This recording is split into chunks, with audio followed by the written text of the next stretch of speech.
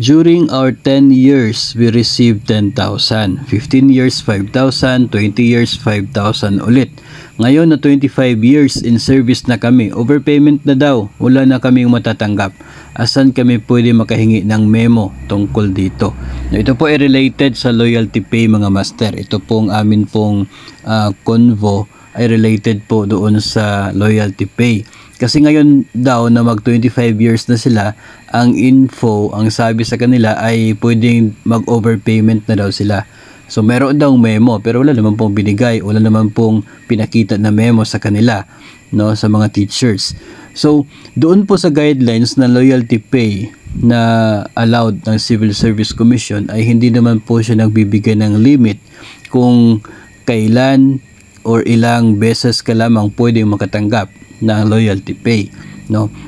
Hindi naman po siya nagsasabi na kapag 25 years ka na ay hindi ka na pwedeng makatanggap ng loyalty pay, and if ever bigyan ka ay overpayment na ito, no. Kasi may mga nalalaman din po kasi ako na up to 35 years na sa serbisyo, tumatanggap pa naman ng loyalty pay, no. So kapag sinabihan kayo na may memo tungkol dyan ay hanapin ninyo, no. Ask your or those people, no, hingiin nyo sa kanila yung kopya ng memo na sinasabi nila, na basis nila kung bakit magiging overpayment na at bakit hindi ka bigyan ng ganoong benepisyo kasi overpayment na. So dapat meron sila maipakita sa inyo na memo o kahit yung number man lang para ma-search niyo sa sa online, no, para mababasa po ninyo yung nagiging basihan kung bakit hindi kayo bibigyan, no. Kapag wala naman pong sinabi na memo or order, wala may ipakita, edi hindi po legit yung kanila pong mga claims, no. So dapat ay bigyan pa rin po nila kayo kung wala silang maipakita na memorandum or order na nagsasabi na hindi na dapat, no. So yun po yung atin pong punto dito mga master.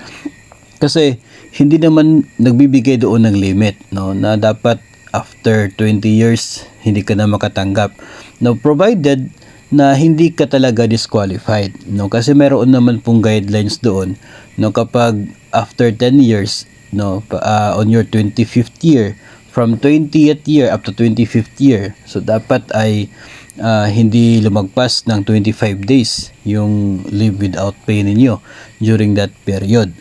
Kasi kapag sumobra siya, ibig sabihin nun, hindi ka na naging loyal, no. So hindi ka eligible for the loyalty pay, pero pwede kang bigyan ng certificate na umabot ka talaga ng ganong taon sa inyo pong serbisyo.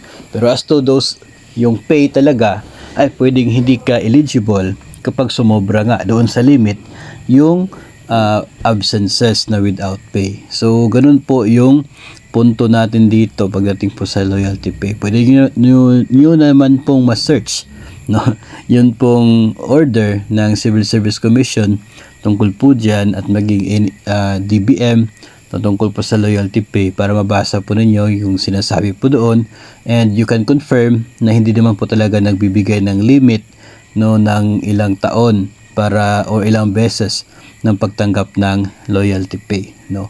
So yun po mga master, kung kayo po ay sasabihan na hindi kayo makakatanggap ngayon kasi may memo na nagsasabing hindi ka eligible kasi sumobra na, edi hanapin po ninyo yung memo. If meron at sinabi talaga doon, so wala tayong magagawa dyan, no, kasi sinusunod lang din po nila yung order para po dyan. Kasi kahit po hindi nila sundin yan, darating yung araw talagang ipapabalik sa inyo dahil hindi kayo eligible. Pero kung wala naman po maibigay na memo or order, walang basihan, yung sinasabi nila na hindi ka dapat bigyan, eh mali po yung ginagawa nila. So dapat na bigyan pa rin po nila kayo if wala po silang legal na basihan para doon sa mga claims na sinasabing sobra na yung nabigay ng gobyerno para sa inyo. Kasi hindi po talaga matutumbasan ng 1,000 pesos per year yung loyalty na binibigay natin para po sa ating panunungkulan sa gobyerno.